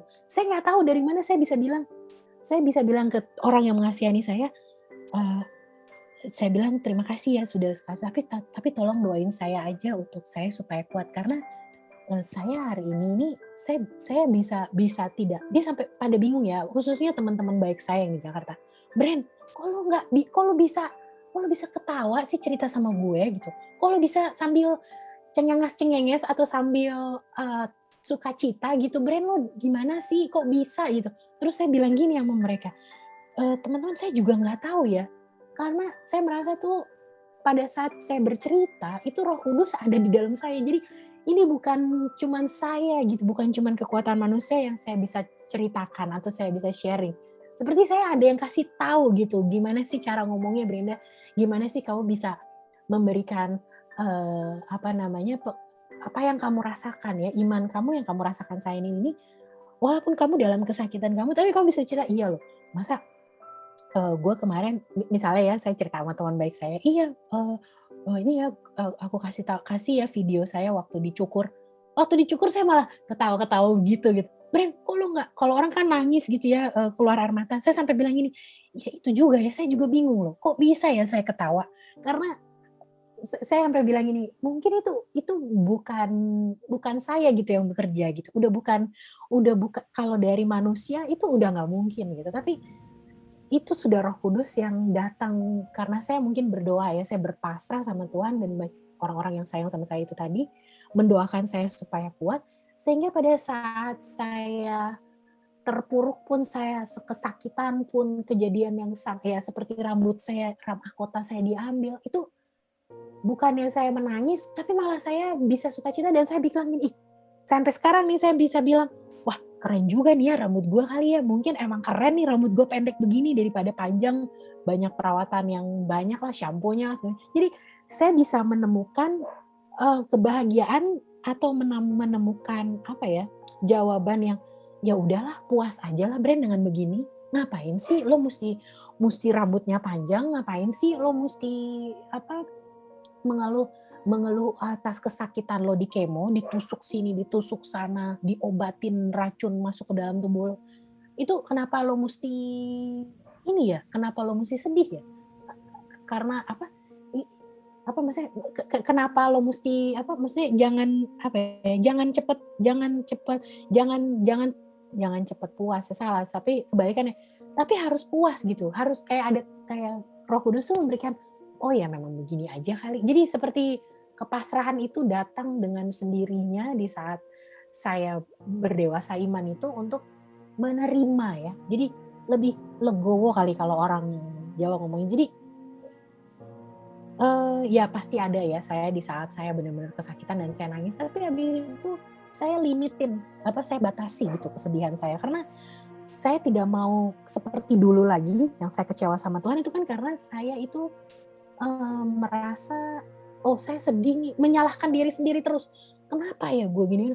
Jadi pertanyaan-pertanyaan yang memojokkan diri saya sendiri itu kan semakin saya meng-entertain ya, istilahnya menghibur diri sendiri untuk menjelekkan diri sendiri gitu, buat apa gitu? Buat terus dengan lo menyalahkan diri sendiri, "Lu sih Bren, lu mestinya kan nggak, lu kenapa ya mesti nggak subur ya, kenapa nggak sama kayak orang-orang lain?" Semakin saya mempertanyakan itu, semakin saya nggak kemana-mana gitu, dan semakin saya mendelup ke dalam lubang yang sama gitu. Kan saya udah pernah, jadi saya udah pikir, dan untuk merangkak naiknya itu untuk mencintai Tuhan lagi kan itu perjalanan iman yang luar biasa yang tadi saya cerita. Jadi saya nggak mau masuk ke lubang yang sama dan saya tidak mau mengentertain apa ya. Jadi kalau saya sedih, kesakitan atau apa ya, saya misalnya lagi berdoa terus saya ingat si kembar misalnya, atau saya lagi ingat kanker saya waktu itu, perjalanan kanker saya, itu saya cuma sedih tapi saya nggak mau nerusin sedihnya dengan saya mendistract, melihat dari segi lain nih, oh tapi bersyukur ya Tuhan, aduh saya masih dikasih kehidupan dan saya masih dikasih sembuh. Aduh kasihan ya kalau malah saya jadi melihat orang-orang lain yang lebih susah daripada saya gitu. Bagaimana kalau saya seperti dia gitu? Atau kan sekarang banyak sekali kanker yang tidak disembuhkan. Misalnya kanker di pankreas atau kanker di liver, itu kan bagaimana cara nyembuhinnya gitu. Saya cuma masih dikasih kanker ovarium, saya cuma masih dikasih kanker stadium 1, saya cuma dikasih keguguran 1 kali. Bagaimana dengan orang yang dikasih keguguran 10 kali, bahkan lebih dari itu? Bagaimana perasaan dia? Kok saya begini aja? Jadi gitu loh. Saya selalu melihat bagaimana saya membahagiakan diri sendiri di kesedihan saya belajar untuk melihat orang yang lebih susah dari saya. Jadi dari situ saya bisa bersyukur gitu. Saya jangan manjain diri saya sendiri. Loh, kamu tuh jangan terlalu sedikit-sedikit aja sedih, Bren, karena banyak loh orang-orang lain yang ceritanya lebih lebih lebih tragis lagi dari kamu. Tuh kok dia bisa survive? Kok kamu nggak bisa, Bren? Jadi saya challenge diri saya sendiri gitu. Kenapa saya harus bersedih? Kenapa saya harus, oh Tuhan kasih sembuh saya sekarang, puji Tuhan. Tuhan masih kasih saya kesempatan untuk hidup, untuk bisa menjelaskan atau bisa bersaksi kepada orang lain, kenapa nggak saya pakai gitu. Jadi saya putar balikin cara memandang masalah itu dari segi lainnya gitu, Bu Herlin, dan melihat dari bagaimana tingkat kesulitan saya ini tidak sebanding seberapa dengan orang-orang atau sesama lain yang kehidupannya juga lebih lebih yang diberikan cobaan hidup lebih parah daripada saya dan mereka survive. Itu saya harusnya bersyukur dengan apa yang Tuhan kasih ke saya sekarang.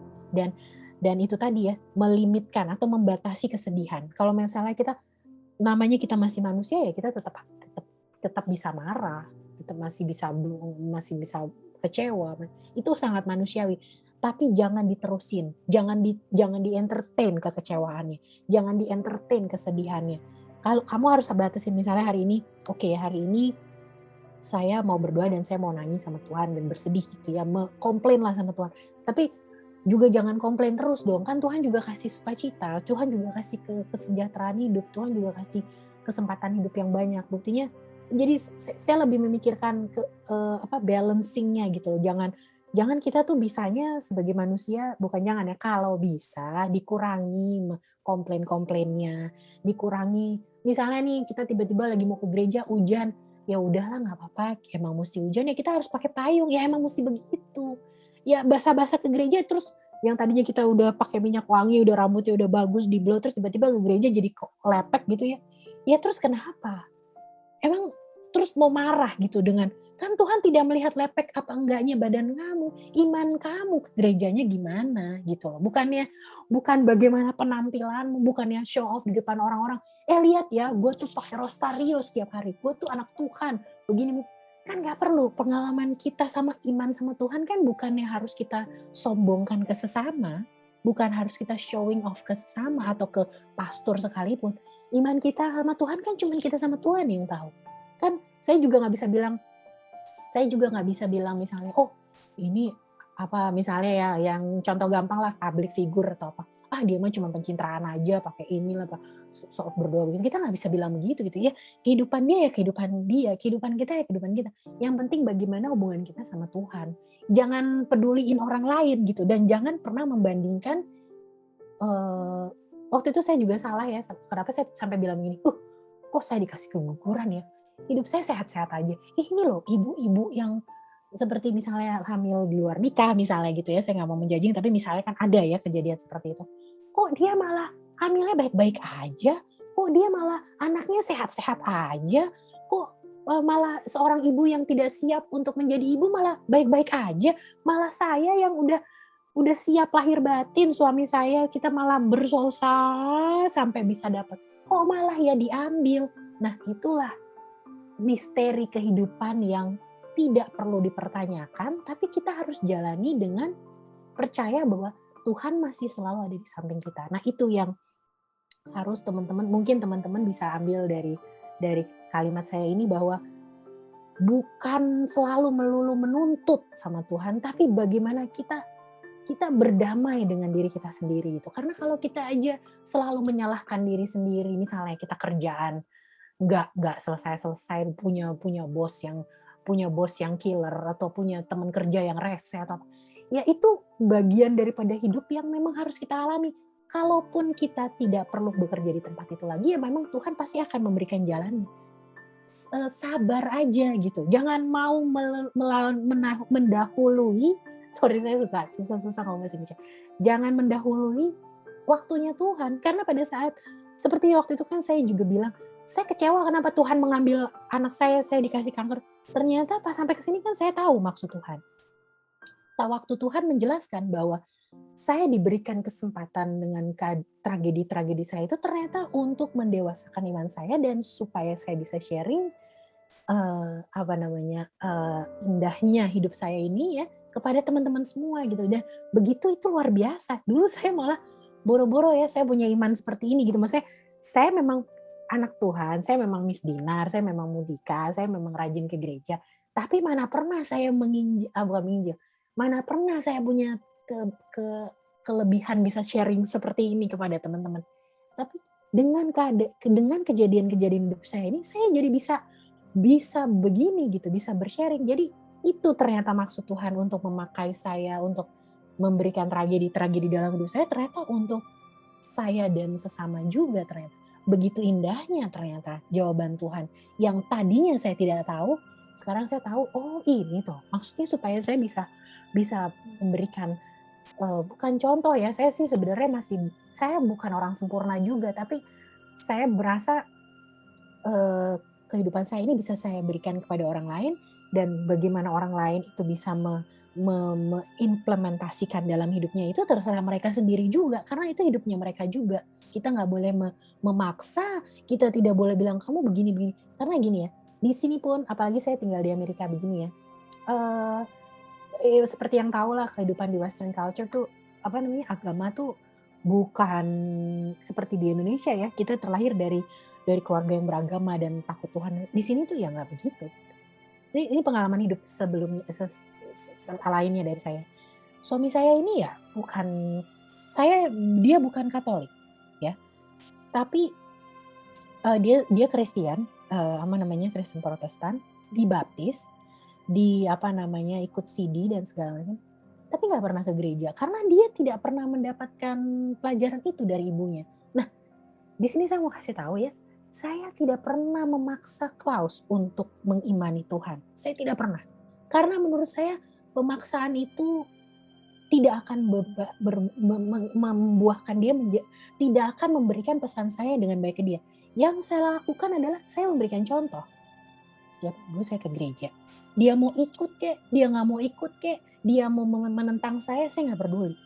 Yang penting itu kebiasaan saya. Tapi karena dia begitu memahami saya, walaupun dia tidak punya iman, tapi dia bilang, Brenda, sorry ya Klaus, karena kan kamu lihat waktu kamu ke Jakarta, bagaimana keluarga saya. Kita punya tradisi setiap minggu kita ke gereja.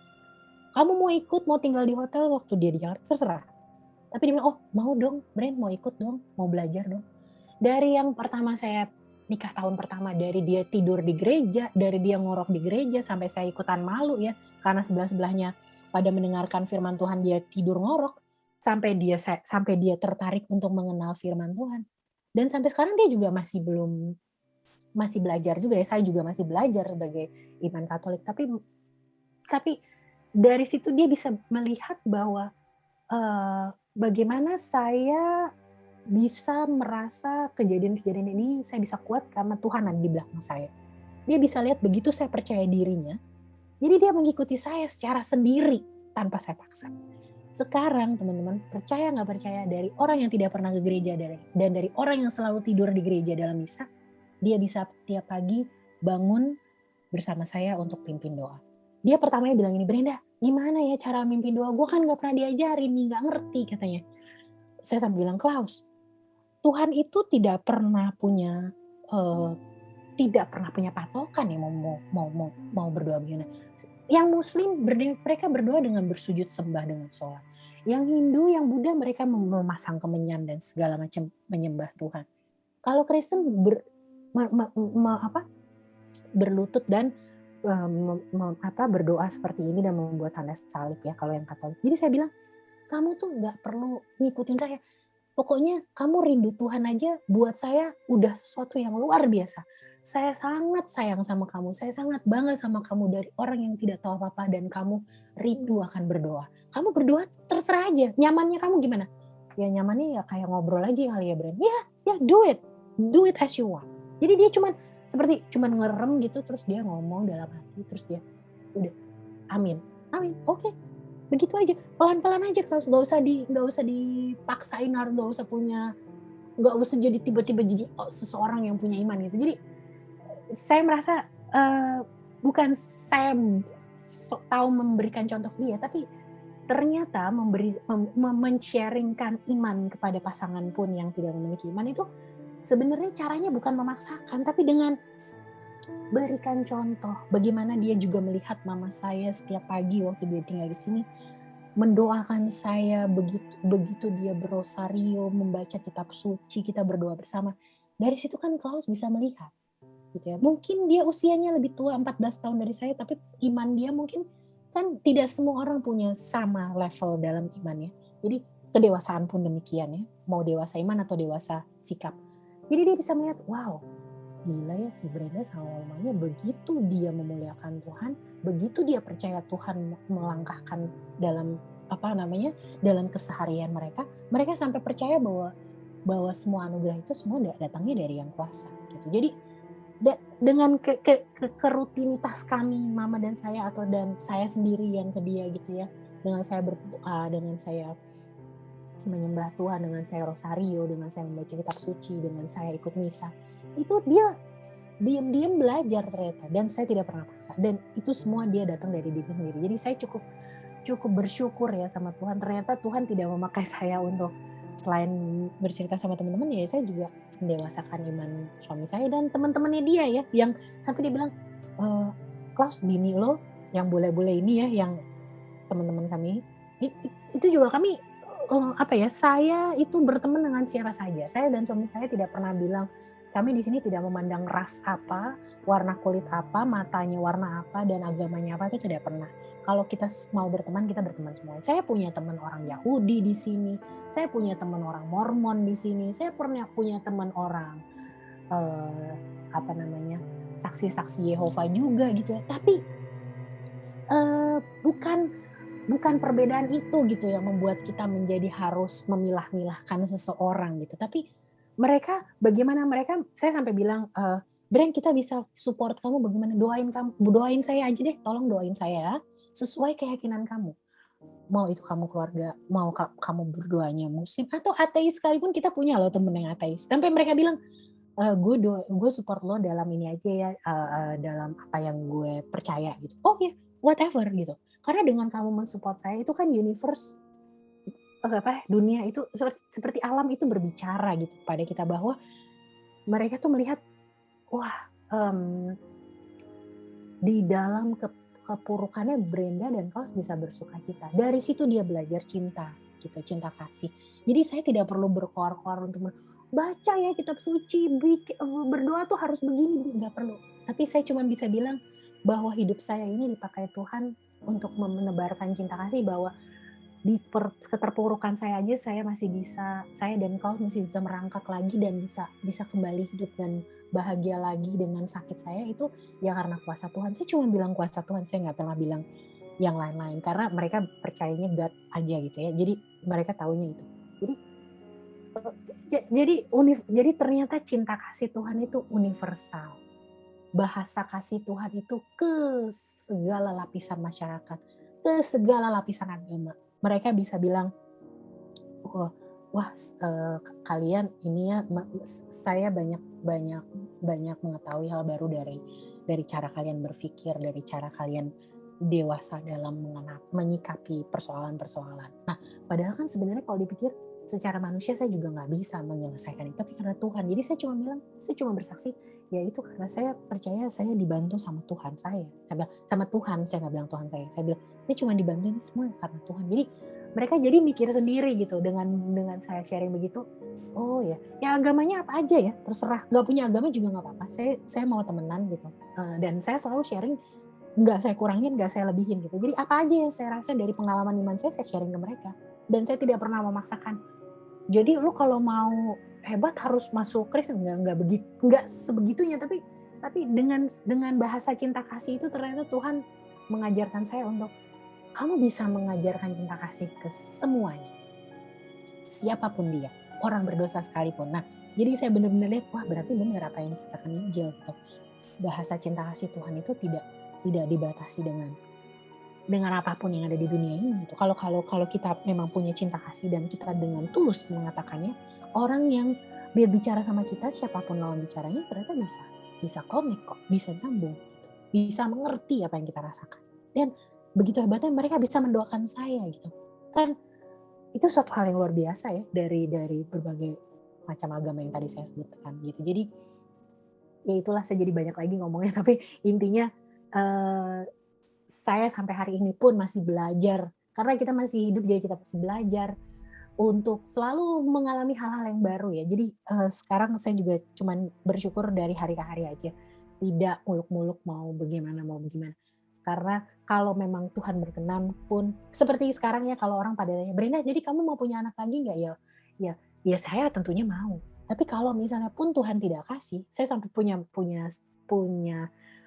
formula seperti ini. Saya bilang sama teman-teman saya yang nanya, Bren, lu nggak mau program lagi atau ya saya mau program lagi, tapi karena saya sudah pernah gagal, jadi saya sudah menyiapkan hati dan mental saya kalau saya sampai gagal lagi gitu ya, sampai tidak bisa punya anak. Dan saya sampai bilang sama teman-teman saya ini, kan keluarga itu kan bukan cuman bapak ibu anak-anak ya, keluarga itu juga bapak ibu juga keluarga juga, pasangan juga termasuk keluarga, atau ibu anak juga termasuk keluarga, walaupun tidak utuh secara ibu anak dan ibu bapak dan anak-anak.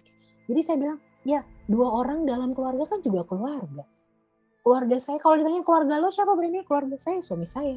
Kalau misalnya saya sampai Tuhan tidak memberikan saya keturunan pun, saya sudah siap, karena saya merasa berarti ya begini aja hidupnya, yang harus dibahagiain ya begini aja, Tuhan baru kasih saya begini ya, saya harus gunakan sepenuh hati, karena hidup itu cuma sebentar ya, kita cuma hidup di dunia ini sebentar, jadi kita gunakan sebaik-baik mungkin, mengucap syukurlah sesering mungkin,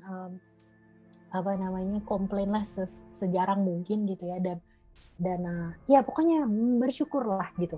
Enak deh kalau kita sudah bisa bersyukur atas yang Tuhan kasih. Itu mungkin saya bicara gini secara teori, tapi kalau teman-teman bisa merasakan bersyukurnya teman-teman dalam kehidupan iman sehari-hari, itu enak sekali di hati, adem sekali. Jadi karena saya pernah merasakan itu dan saya sedang merasakan itu, saya bisa bicara ke teman-teman bahwa itu adalah sesuatu hal yang luar biasa yang bisa teman-teman rasain. Jadi dari sekarang kita selalu memupuk iman untuk menjadi lebih baik dan selalu bersyukur gitu. Saya juga mau berterima kasih ya sama suami saya Klaus, sama keluarga saya, sama mama, sama mertua saya, sama kakak saya, dan juga sama umat paroki Pademangan. Saya juga mau cerita nih, umat paroki Pademangan waktu saya terpuruk itu juga mama minta banyak doa gitu ya, dari opa dia juga. Mama pernah waktu opa masih hidup, tolong doakan anak saya Brenda ya opa, dia lagi begini, dia lagi kanker ini, opa tahu ya.